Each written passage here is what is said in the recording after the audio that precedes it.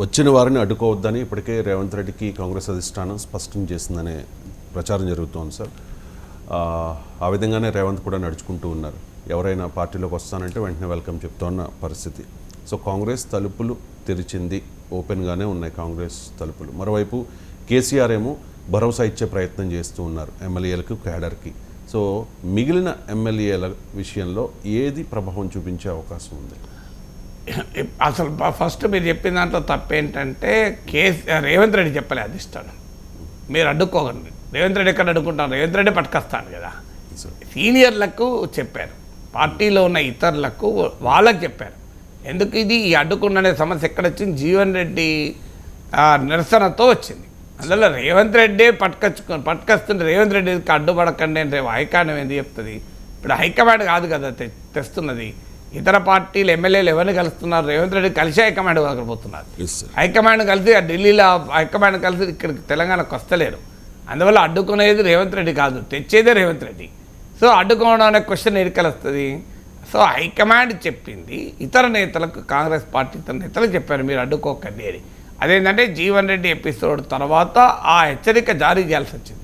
కారణం ఏంటంటే కొత్త వారు వస్తున్నప్పుడు పార్టీలో కలకలం, అలజడి, తిరుగుబాటు ఇవన్నీ వార్తల్లో వస్తాయి కనుక పార్టీకి లాభం జరగడం కన్నా నష్టం జరిగే ప్రమాదం ఉంటుంది. ఇప్పుడు సంజయ్ వచ్చాడు, జీవన్ రెడ్డి పోతాడు అని చర్చ జరిగింది. డెఫినెట్గా అది ఎంతో కొంత పార్టీని డ్యామేజ్ చేస్తుంది. ఇట్లాంటి ఎపిసోడ్లు ఇంకో 10 జరిగినాయి అనుకోండి, పార్టీలో గందరగోళం ఉన్నది, కొత్త పాతల మధ్య ఘర్షణ అనే మెసేజ్ పోతుంది. అందువల్ల యునైటెడ్గా పార్టీ ఉన్నప్పుడే బయటి పార్టీ నుంచి వచ్చిన వారి వల్ల ప్రయోజనం ఉంటుంది, లాభం ఉంటుంది.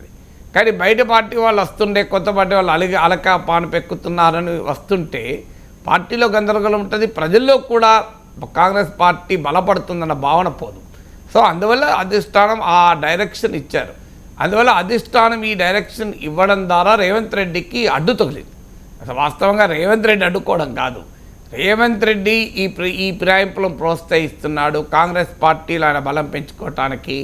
ఎందుకంటే ఆయన కాంగ్రెస్ పార్టీలో సీనియర్ లైన్లను వ్యతిరేకిస్తారు కనుక, సో సీనియర్ల నుంచి ఆయనకు ప్రమాదం ఉంది కనుక, సో ఆయన ముఖ్యమంత్రి పదవికి ఎసరు వస్తుంది కనుక ఇతర పార్టీల ఎమ్మెల్యేలు ఆయన తీసుకుంటున్నాడు.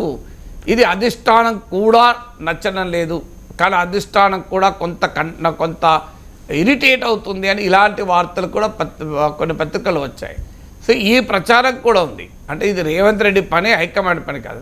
ఆ ప్రచారం జరిగినప్పుడు నేను చెప్పాను, రేవంత్ రెడ్డి పని ఉంటే హైకమాండ్ ఎందుకు కూరుకుంటుందని. అందువల్ల రేవంత్ రెడ్డి మరి హైకమాండ్కి చెప్పాడా, హైకమాండ్ దీన్ని గమనించి క్లారిటీ ఇచ్చిందో, అయ్యా ఇది రేవంత్ రెడ్డి పని కాదు, కాంగ్రెస్ పార్టీ రాజకీయంగా తీసుకున్న నిర్ణయంలో భాగంగా బీఆర్ఎస్ ఎమ్మెల్యేలు వస్తున్నారు తప్ప ఇదేదో రేవంత్ రెడ్డి తన స్థిరత్వం కొరకు, స్టెబిలిటీ కొరకు చేస్తున్నాడని మీరు అనుకోకండి.